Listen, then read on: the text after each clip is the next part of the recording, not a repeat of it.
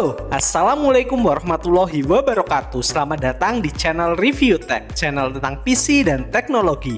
Channel khusus yang membantu yang masih awam tentang rakitan PC agar tidak tertipu embel-embel PC gaming i7 jadul yang cuman modal RGB.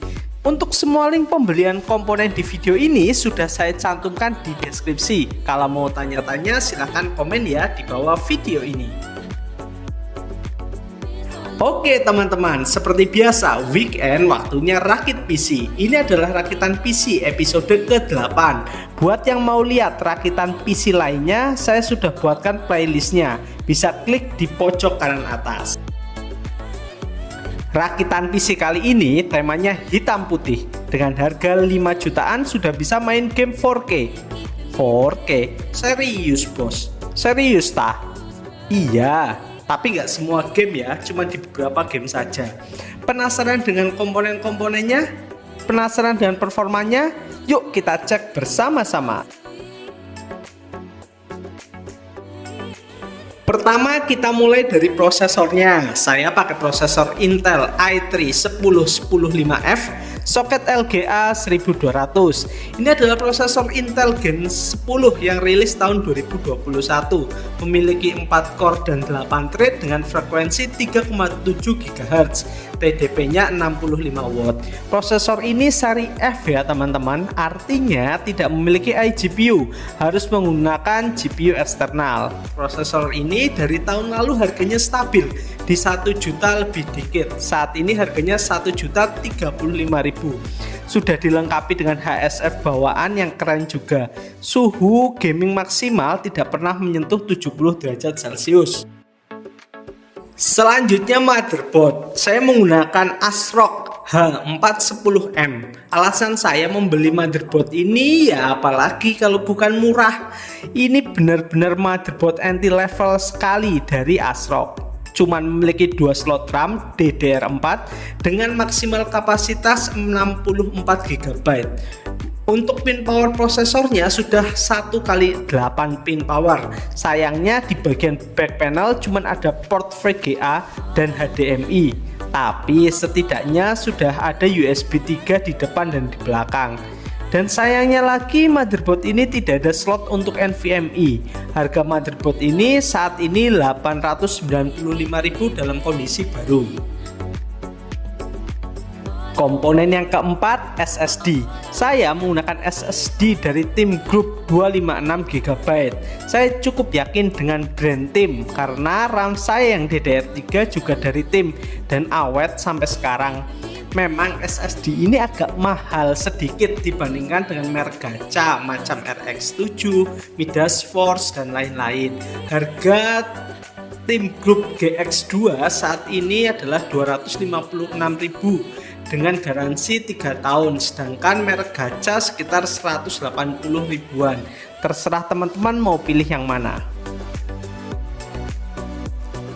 Komponen yang kelima, harddisk. Seperti biasa saya selalu pakai harddisk merek WD Black untuk menyimpan game karena harganya yang tidak terlalu mahal dan kualitasnya yang sangat oke. Saya pakai ukuran 750 GB yang saya beli harganya 140.000. Tapi kalau di marketplace banyak yang ukurannya 500 GB. Harga harddisk WD Black 500 GB saat ini 82.000. Komponen yang ketujuh, casing. Ini adalah casing Cooler Master Key 300L warna hitam yang saya pilok putih di beberapa bagian biar temanya jadi hitam putih. Ini juga casing bekas ya teman-teman. Saya dulu dapat casing ini di harga 300.000 tapi full set. Sedangkan harga barunya sekarang 600 ribuan. Ini casing yang compact dan bagus airflow-nya. Bisa muat untuk 6 kipas ukuran 12 cm. Waktu beli casing ini juga termasuk bonus 1 fan ukuran 12 cm.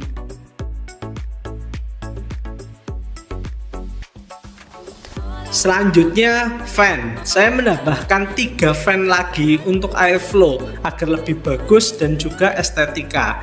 Harga 1 fan double ring warna putih adalah 44.000. Jadi kalau 3 pieces 132.000.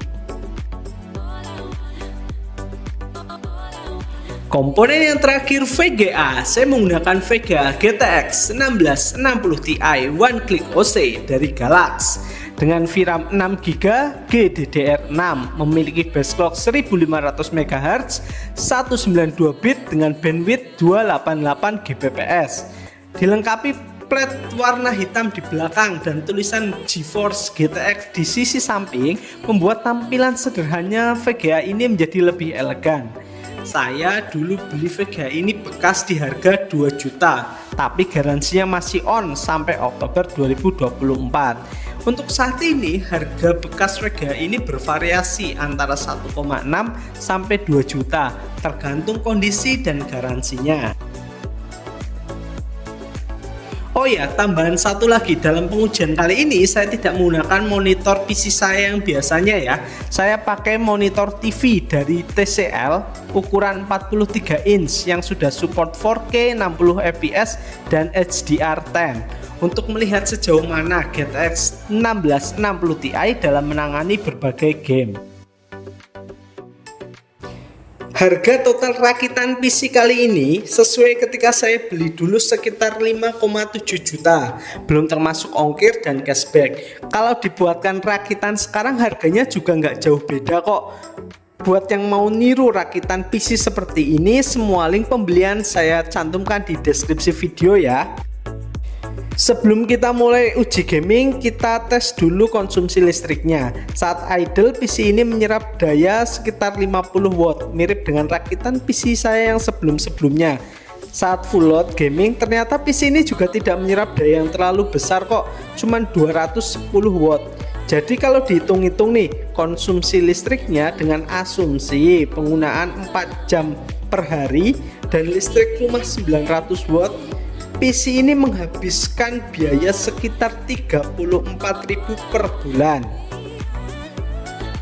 Lanjut ke pengujian sintesis. Kita uji prosesornya dengan Cinebench R15. Sengaja saya tidak pakai Cinebench R20 atau R23 untuk bisa membandingkan dengan prosesor-prosesor sebelumnya. Prosesor ini mendapatkan skor 844 GB. Berikut adalah tabel perbandingan semua prosesor yang sudah pernah saya bahas selama ini.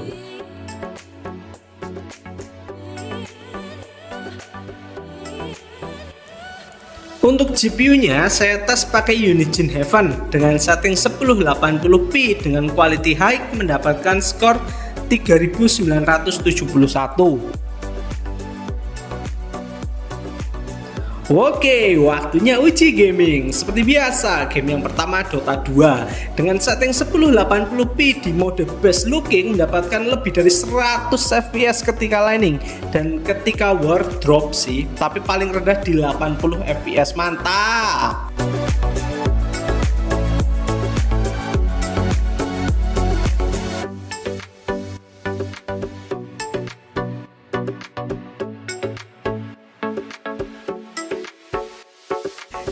Game yang kedua CSGO dengan setting 1080p high mendapatkan FPS di atas 200 ketika santai dan ketika battle turun tapi masih di atas 150 fps.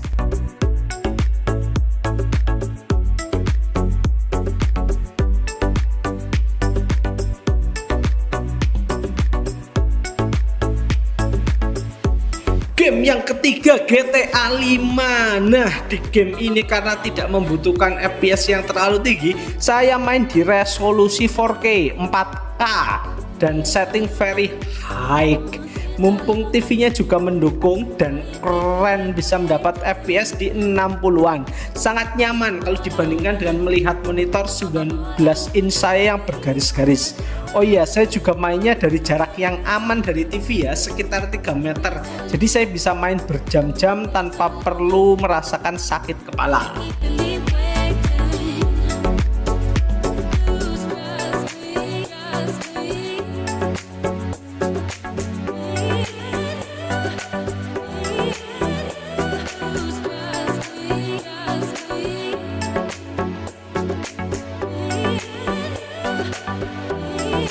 Game yang keempat Far Cry 5. Karena saya sudah menamatkan game ini, jadinya saya benchmark saja. Setidaknya teman-teman ada bayangan. dengan setting grafik 1080p dan kualitas ultra mendapatkan rata-rata FPS 96 dengan minimum FPS 79. Mantap lah, bening.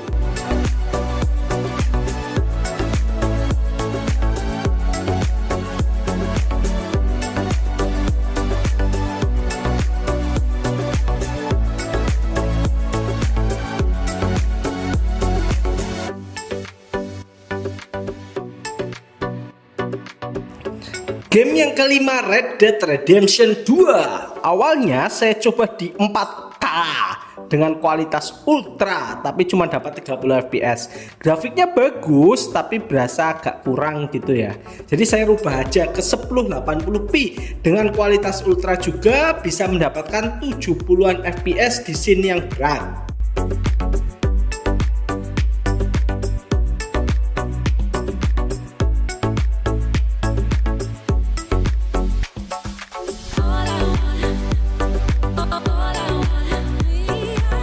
Game yang keenam, Far Cry 6. Ini adalah game Far Cry terakhir yang sedang saya tamatkan.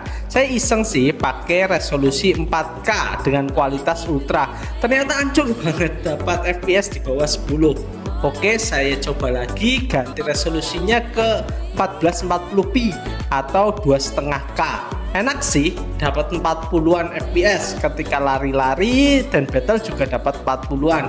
Tapi sesekali bisa drop sampai 20-an fps, terutama waktu disemprot gas dan kena efek pusing. Jadi ikutan pusing saya lihatnya. Akhirnya terakhir saya turunkan ke resolusi 1080p ultra. Di resolusi ini dapat fps waktu war 50-an dan waktu santai 70 sampai 80-an fps tanpa drop fps sama sekali.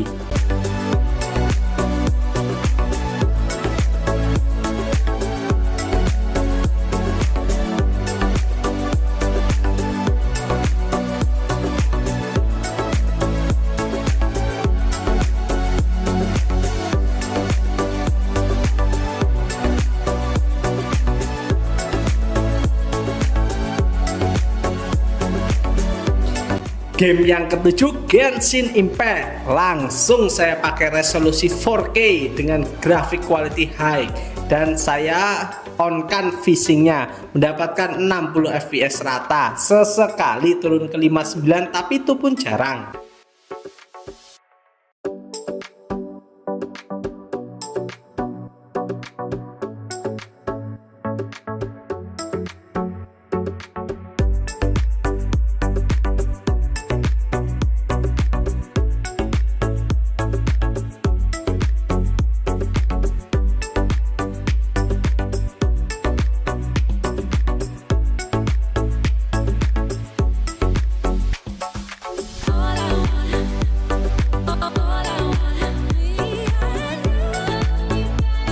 Dan game yang terakhir, Valorant. Entah kenapa di game ini MSC Afterburner tidak mau terbaca.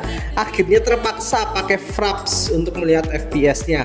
Oh iya, BTW saya nggak bisa main Valorant ya, dan tidak ada fitur melihat match orang lain.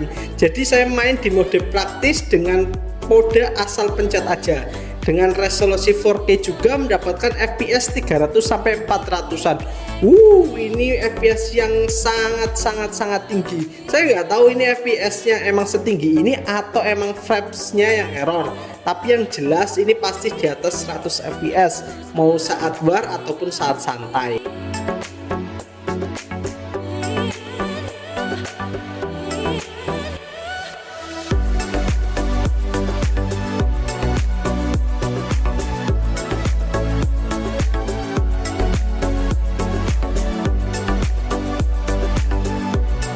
Kesimpulan, dengan budget di bawah 6 juta, teman-teman sudah bisa dapat PC yang powerful dan bisa bermain game kekinian di 1080p. Bahkan untuk beberapa game lama dan game e-sport bisa bermain di resolusi 4K. Sangat worth it, bisalah kalau dibandingkan dengan PS5. Demikianlah rakitan PC 5 jutaan dari channel Review Tech. Apabila ada pertanyaan, saran, atau tambahan bisa tulis di kolom komentar. Terima kasih. Wassalamualaikum warahmatullahi wabarakatuh.